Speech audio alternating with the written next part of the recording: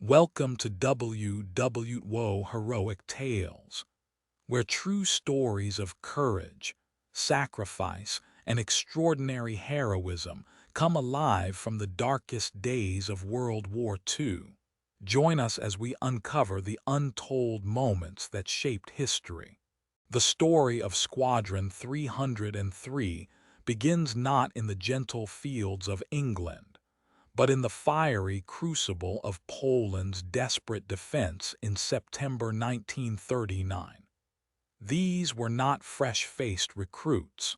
They were seasoned veterans forged in the Blitzkrieg. They had witnessed firsthand the overwhelming power of the Luftwaffe as it tore their homeland apart. Their pre-war training had been extensive, rigorous, and demanding, creating a cadre of highly skilled aviators. But training is one thing, seeing your country burn is another. They fought with a ferocity born of desperation, but their outdated PZL fighters were no match for the swarms of modern Messerschmitts. Defeated but not broken, they began a perilous odyssey across a collapsing Europe, escaping through Romania and Hungary, determined to continue the fight. Many found their way to France, joining the French Air Force, only to face the same unstoppable German war machine in the spring of 1940. For a second time, they were forced into a chaotic retreat as France fell. Their final destination was Britain, the last bastion of freedom in Europe. They arrived on British shores as ghosts of defeated armies, men without a country, carrying nothing but their skills, their experience, and an unquenchable thirst for revenge. They had seen the face of the enemy twice and learned its tactics in the harshest classroom imaginable.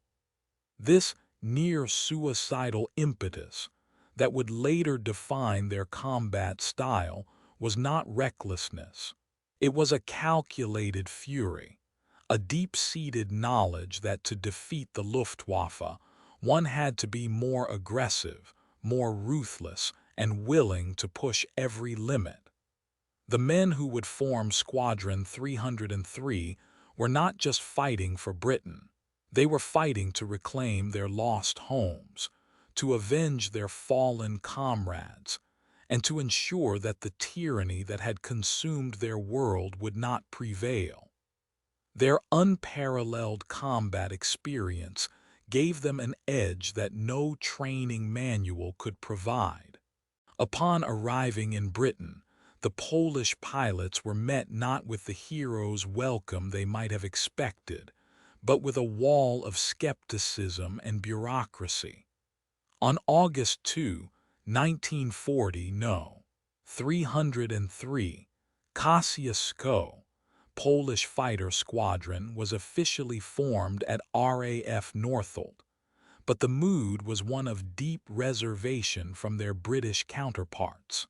Fighter Command, with its proud traditions and rigid doctrines, looked upon these foreign pilots with suspicion.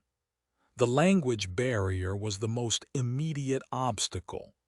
Complex commands for vectoring, altitude, and engagement, crackling over the radio in the heat of battle, had to be understood instantly.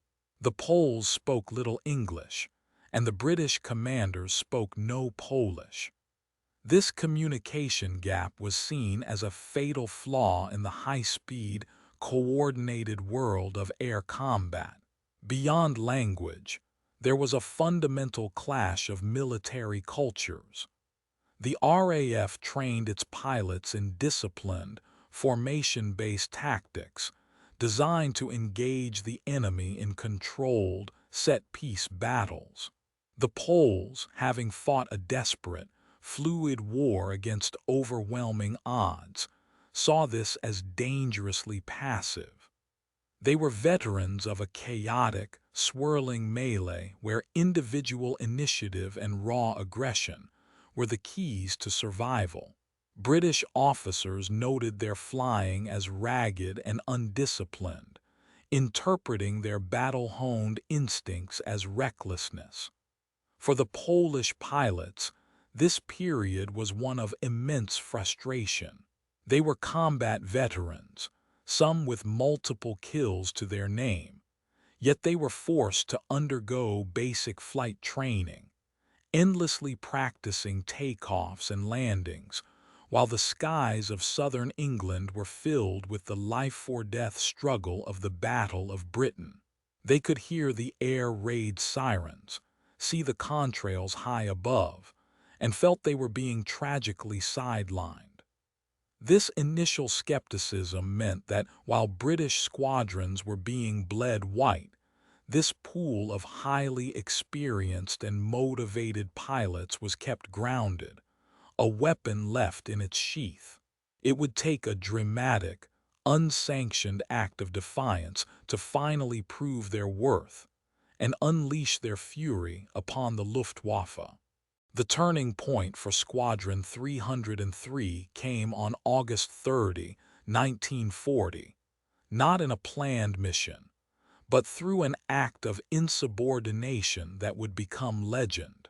Flying officer Ludwig Paskiewicz was leading a training flight in their Hawker Hurricanes, alongside their British commander, squadron leader Ronald Kellett.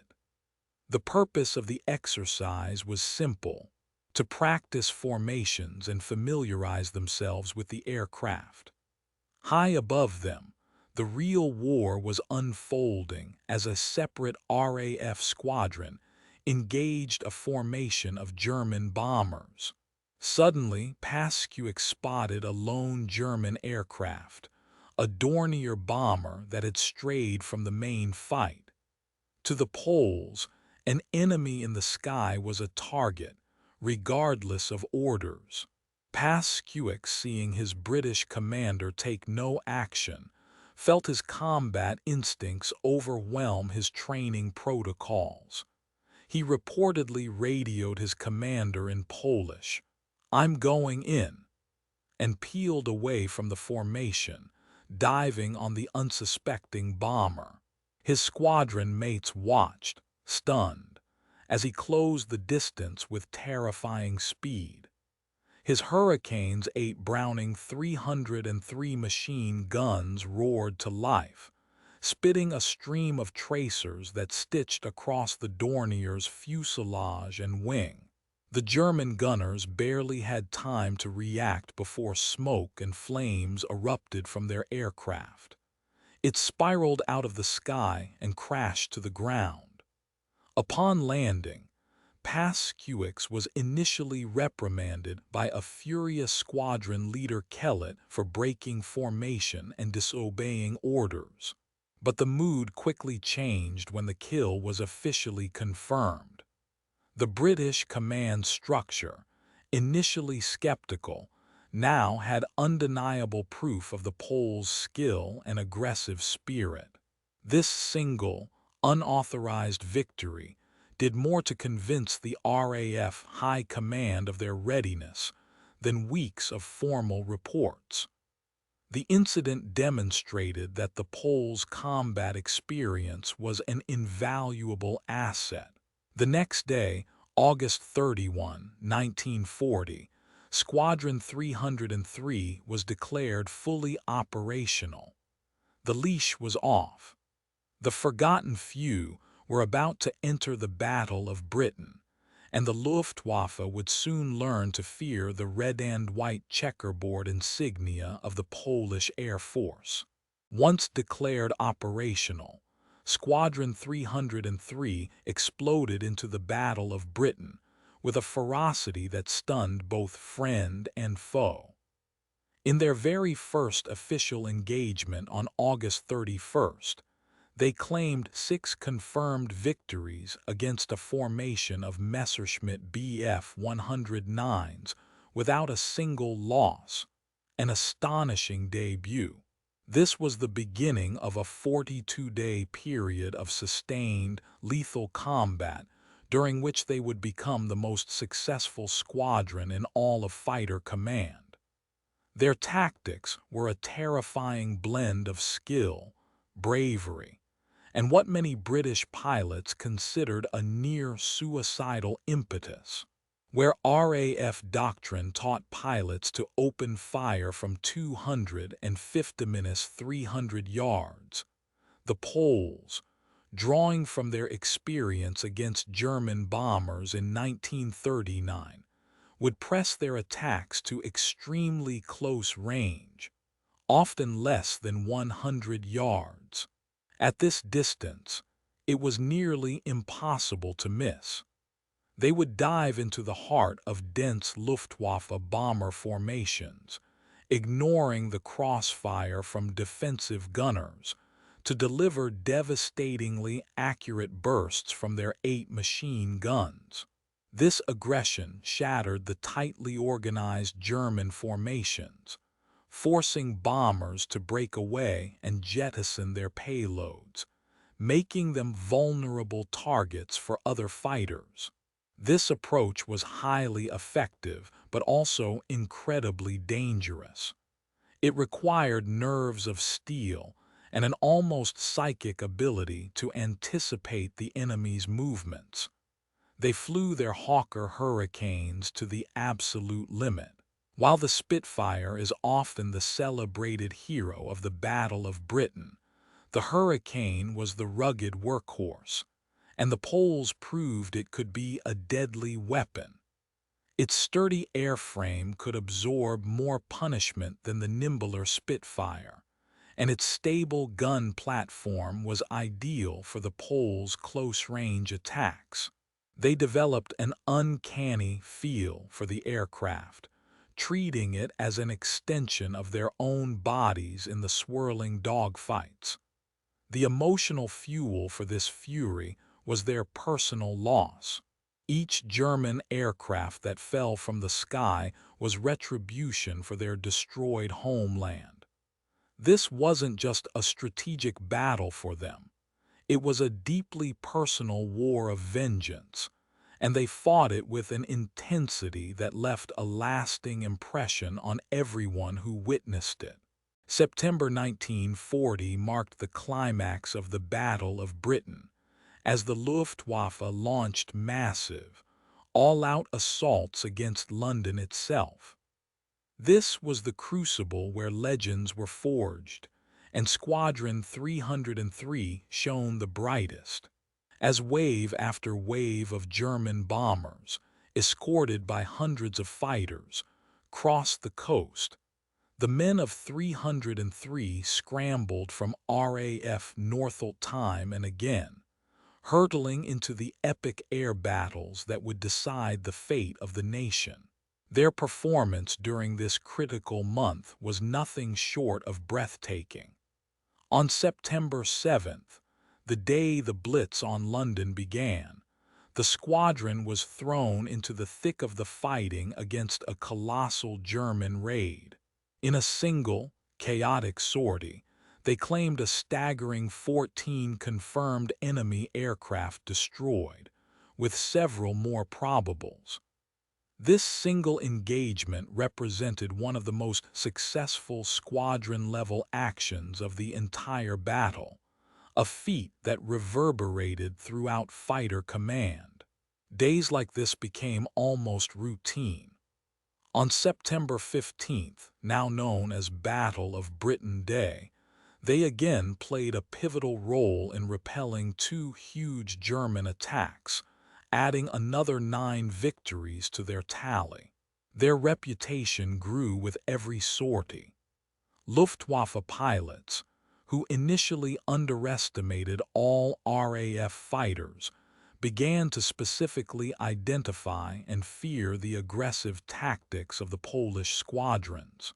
Their method of diving headlong into formations, seemingly without fear, was unnerving and highly disruptive.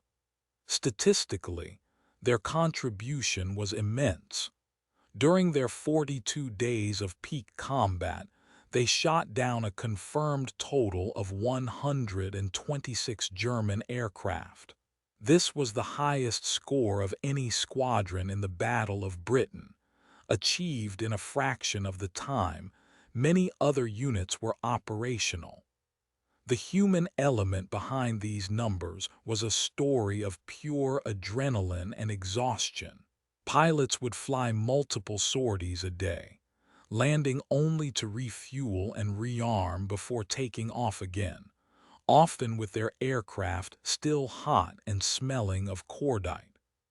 They fought with a fatalistic courage, knowing each mission could be their last, but driven by a collective will to make the enemy pay the highest possible price. Embodying the squadron's lethal effectiveness was one man whose personal tally surpassed all others, Sergeant Joseph Franciszek. A Czech pilot who had flown with the Polish Air Force, Franciszek was an enigma, a brilliant, undisciplined lone wolf who became the highest-scoring fighter ace of the entire Battle of Britain. His story is one of pure, untamable fighting spirit. Like his Polish comrades, Franciszek had escaped the Nazi takeover of his own country, Czechoslovakia, and then fled Poland and France, arriving in Britain with a burning hatred for the enemy. From the moment Squadron 303 became operational, it was clear Franciszek fought by his own rules. He frequently broke formation, a cardinal sin in the RAF, to pursue targets of opportunity. His commanding officers were torn between grounding him for his insubordination and rewarding him for his incredible results. In the end, they reached an unusual compromise. Franciszek was declared a guest of the squadron, allowed to fly solo missions and hunt for Germans as he saw fit, separate from the main formation. Freed from tactical constraints, he became a one-man terror in the skies. His method was to patrol along the English coast, waiting for returning German formations that were low on fuel and ammunition, picking off stragglers with deadly precision. He had an almost preternatural situational awareness and an eye for a kill. His eyesight was legendary, and his aim was impeccable. In the month of September 1940 alone, he shot down 17 confirmed German aircraft. This incredible feat made him the top-scoring ace of the entire campaign, a distinction earned by a foreign pilot in a Polish squadron. Technically, his Hawker Hurricane, serial number RFR P3975, became one of the most famous aircraft of the battle. He flew with a chilling focus, a man possessed by the singular goal of shooting down the enemy. His personal war, however, ended in tragedy. On October 8, 1940, his Hurricane crashed while returning from a patrol. The exact cause remains unknown, whether from combat damage, pilot exhaustion, or an error in judgment. His luck had finally run out. Joseph Franciszek's brief, blazing career perfectly encapsulates the story of Squadron 303, an outsider, underestimated at first, who through sheer skill and ferocity achieved results that were simply unsurpassed. The incredible success of Squadron 303 is not just the stuff of legend. It is a matter of stark statistical fact that sets them apart from every other unit in the Battle of Britain. Analyzing the numbers reveals a level of combat efficiency that is almost difficult to comprehend. Over their crucial 42-day operational period, from late August to early October 1940, They were credited with 126 confirmed kills. This made them the highest-scoring squadron of the entire battle, achieving this feat in roughly half the time of many other squadrons. The most telling statistic, however, is their kill-to-loss ratio. For every Polish pilot from Squadron 303 lost in combat, they shot down 2.8 German aircraft. This ratio of 2.81 was nearly 3 times the average for other British squadrons fighting in the same battle. Furthermore, they accomplished this while suffering only one-third of the casualties of the average RAF squadron. This efficiency meant that they were not just trading blows with the Luftwaffe. They were inflicting disproportionately heavy losses while preserving their own strength, a critical factor in a battle of attrition. 9 of their pilots achieved the status of ace, meaning they had 5 or more confirmed victories, a remarkable concentration of talent in a single unit. This list was topped, of course, by the legendary Sergeant Joseph František, whose 17 victories made him the top ace of the entire campaign. The squadron flew the Hawker Hurricane Mki, a robust and stable fighter. While the Supermarine Spitfire often gets more glory, the Hurricane was the true workhorse of the battle, accounting for more Luftwaffe kills than all other British defenses combined. The Poles' close-range attack tactic was perfectly suited to the Hurricane's 8 303 Browning machine guns, which could deliver a concentrated cone of fire that would shred an enemy aircraft in a 2-second burst. Their pre-war training and prior combat experience allowed them to maximize the aircraft's strengths, turning a reliable fighter into an unparalleled killing machine. The sheer mathematical improbability of their success points to a qualitative difference, a combination of experience, motivation, and tactics that simply could not be replicated. The strategic impact of Squadron 303 and their fellow Polish airmen cannot be overstated.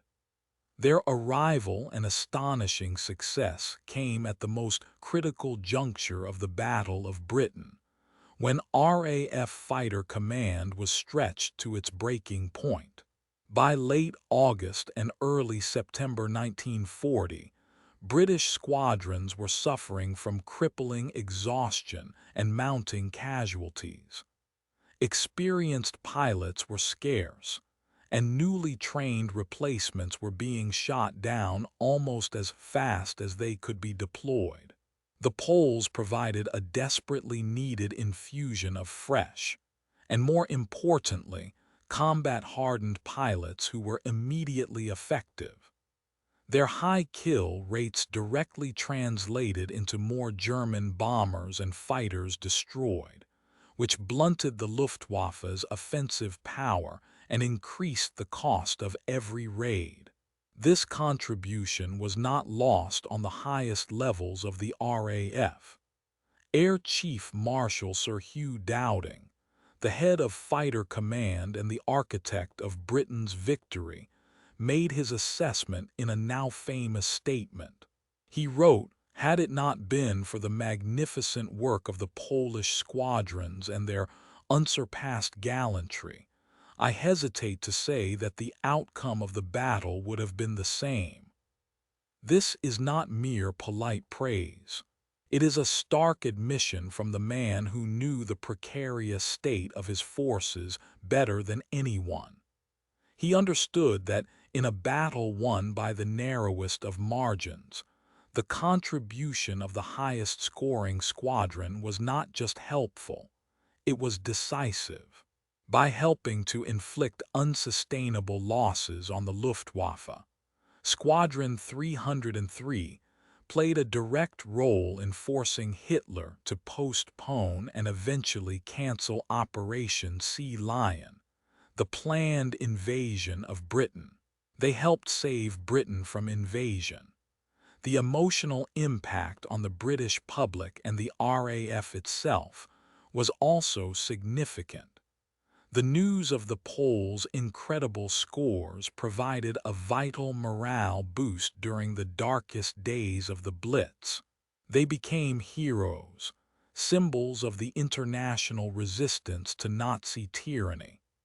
Their success validated the concept of Allied cooperation and proved that experienced pilots, regardless of nationality, were Britain's most valuable weapon. For the valiant pilots of Squadron 303, the end of the war did not bring the triumphant homecoming they had fought so hard for. Instead, it brought a profound and bitter betrayal. As the Allied leaders, Churchill, Roosevelt, and Stalin, redrew the map of Europe at the Yalta Conference, Poland was effectively handed over to the Soviet sphere of influence. The very nation these men had fought to liberate was now under the heel of a new oppressor. The freedom for which they had risked their lives, and for which so many of their comrades had died, was denied to their homeland. The ultimate insult came in 1946. As London celebrated the hard-won victory with a massive victory parade, the Polish forces who had fought alongside the British from the first day of the war to the last were not invited to participate. Due to complex and shameful political reasons, primarily to avoid offending Stalin, the men who had saved Britain in its darkest hour were excluded from the celebrations. They were now a political embarrassment, stateless heroes from a country that no longer truly existed in the form they recognized. Many pilots were faced with an impossible choice: return to a communist-controlled Poland where they would be viewed with suspicion and likely persecuted as Western agents, or remain in exile in the very country they had defended, but where their contributions were already beginning to be forgotten. The camaraderie of the wartime airfields dissolved into the harsh realities of post-war civilian life. These elite fighter aces, once lauded as heroes, now found themselves working in factories, driving buses, or running small businesses, their incredible wartime records fading into obscurity. The emotional toll was immense. They had lost their homes, their country, and now their recognition. The unsurpassed gallantry praised by Dowding was conveniently swept under the rug of Cold War politics. For decades, their story became a footnote in the grand narrative of the Battle of Britain, a tale known mostly within the Polish community, but largely absent from mainstream history. It was a tragic and unjust piece for the forgotten few. Despite decades of political neglect, the legacy of Squadron 303 could not be erased entirely. Their memory was kept alive by their families, by the Polish community in Britain, and by a few dedicated historians who refused to let their story die. The most powerful physical testament to their sacrifice stands near their old base at RAF Northolt, the Polish War Memorial. Unveiled in 1948, it is a stark, solemn monument inscribed with the names of the nearly 2,000 Polish airmen who gave their lives fighting for the Allied cause during World War II.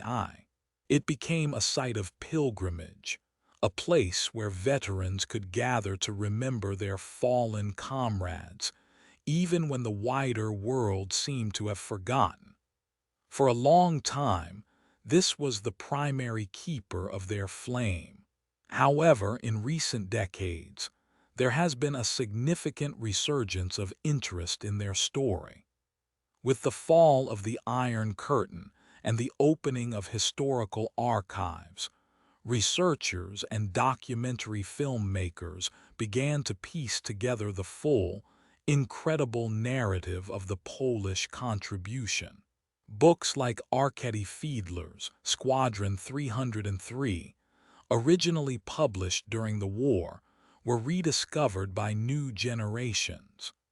Documentaries began to highlight their critical role, and their statistics, once buried in official records, were brought into the public eye, forcing a re-evaluation of the Battle of Britain's history. This renewed recognition has helped restore the pilots to their rightful place as some of the greatest heroes of the war. Their story is a powerful lesson in courage, resilience, and the often uncomfortable truths of political history. It reminds us that victory is often secured by unexpected allies, and that heroism knows no nationality. The legacy of Squadron 303 is not just about the 126 aircraft they shot down. It is about the indomitable spirit of a people who, having lost everything, refused to stop fighting for freedom, not just for themselves but for the world. Thank you for joining WWO Heroic Tales. Through the stories of brave souls from World War II, we honor their memory and keep their legacy alive for history and generations to come.